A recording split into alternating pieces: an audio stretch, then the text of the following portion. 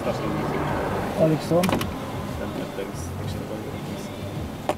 Тынчылык бу? Ичимдик жоқ бу. Тынчылык бу? Ичимдик жоқ бу. Тынчылык бу? Ичимдик жоқ бу.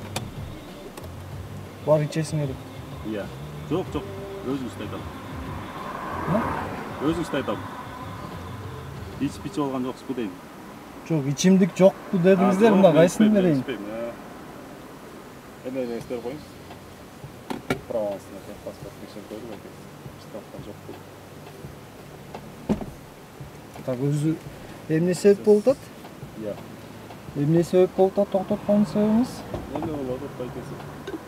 Эмне болду? Машиналардын штрафтарын текшерип атабыз. Ошол эле? Ким дедиңиз? Кызмат көлүңүз көрсөтүп койсоңуз. Жолдош кимсиз? Көрүнбөй аткан жагыңыз. Кандай дейсиз? Кимсиз? Старшина көчкөн. Көчкөнбай болу. Кызмат көлүңүз көрсөтүп койсоңуз, анан көрсөтөйүн, э?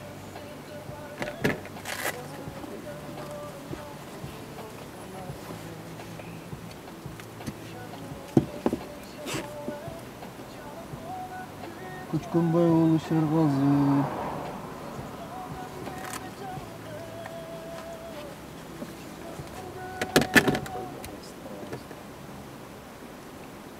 Права эмес, айдоочулук көлүк. Айдоочулук көлүңүз турган.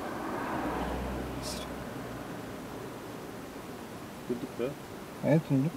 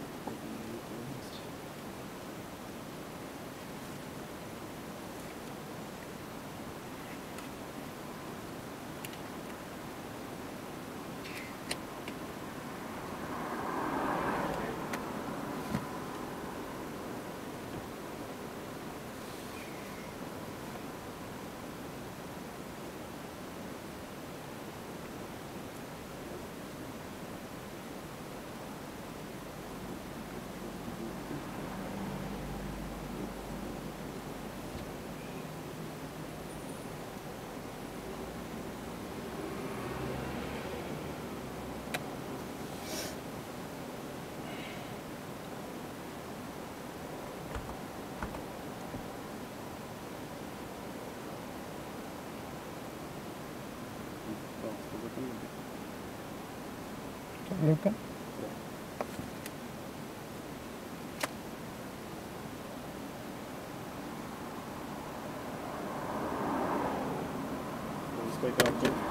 Ayıp çok ekan. Ayıp çok жақсы. Жоқ, айып бар эле өзү негизи, бирок ал эски да. Энедеби, маштадабы? Жоқ, өзүмдүн атымда. Өзүңүздүн атыңыздабы? Канча? Ал өзү негизи 1000 сомдук айып. Анан Канча күн болду? Күн эмес, мен сизге айтып берем так. 2019 болгон да. 2019 бу. 2019 адашпасам август айында болгон. Ошол эле айда сот болуп, соттон утту деп, башкача айтканда утулду деп чыккан. Жок. Протокол түзүлгөн. Протокол түзүлгөн, соттон утулган, мен утулганмын. Бирок убагында жанагы сот аткаруучулар аткаруу баракты жөнөтпөстөн арадан 3 жыл өтүп кеткен да, азыр 3 жылдан деле болду. Бирок дагы деле менин мойнумда. Дагы делеби? Базада. Бирок пеня бир жылда 1000 сом кошулуп атат. Ооба, 1000 сом кошулуп 2000 сом болгон. Анан мыйзам боюнча 3 жылдын ичинде төлөтүш керек да. Төлөткөн эмес эч ким. Мен да төлөй жүрө бергем көрүп. Ошол айыбым. Апарыс кетти эмнеге? Неге? Ну, безопасный көрөп апарсыз. Жок. Анда коопсуз шаар долбоору жок болчу. 2019-жылы мага айып протокол түзүп атат. Анан сотко кайрылганда соттон утулду кылып чыгарып койгон. Анан кайра 1 айдан кийин мыйзам өзгөргөн. Ал кезде 1 райондук инстанциянын чечимин 2-ге даттана албайт элем. Кийин 1 айдан кийин даттанган мүмкүнчүлүк болуп калган. А менде убакыт болбой даттанбай болгон. Анан 1000 сом мен төлөбөй жүрө берем, дагы 1000 сом кошулат. Азыр ошондо жалпы эсептен 2000 сом айыбым бар. Сиздики 3000ден ашса эгер. Ооба, ал билем. Бирок мына азыр мындай суроо да, силер билесиңерби? Мен ушул айыпты жок кылыш үчүн кимге кайрылам? Жанагы эмеге барасыз. Мурунку сизге түзүлгөн эме бар го, протокол. Протокол менен барасыз. 2000 сом bir жылда 2000 сом кошулат да үстүнө. Ошондо эле төлөйсүз болду. Жок, мен төлөбөйм деп атам, аны мага убагында өздөрү төлөткөн эмес да. Мисалы үчүн мен жашаган дарегиме төлөп кой деп сот аткаруучу келген эмес да. А сот аткаруучуга соттогулар берген эмес убагында. Арадан 3 жыл өтүп кетип атат. Срок давности деген түшүнүк бар, билесиз да, юристсизби? Ошол мөөнөт өтүп кеткен үчүн мен да көгөрүп жүрөм төлөбөй.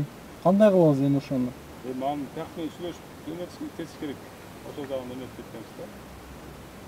Бирок по-любому сизге эметилгенден кийин сиз бирок жеңип аласыз соттон, э? Жок, мен жеңилип калып атам, тескерисинче. Мен жеңилип калып кайра төлөп каласың да.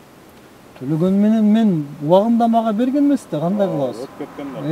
Убакытты мен өткөргөн эмесмин да, мага ошол убакыттын ичинде келип аткаруу баракты берип, аткаруу өндүрүшүн баштаганда мен төлөмөкмүн да.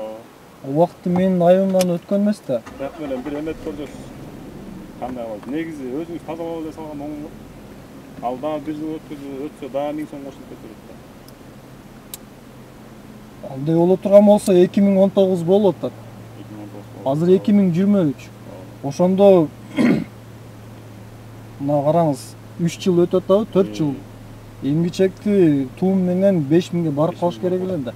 А барган жок го. Тас айтор менде ошондой жагдай бар. Мелиңиз? Мелиңиз, э?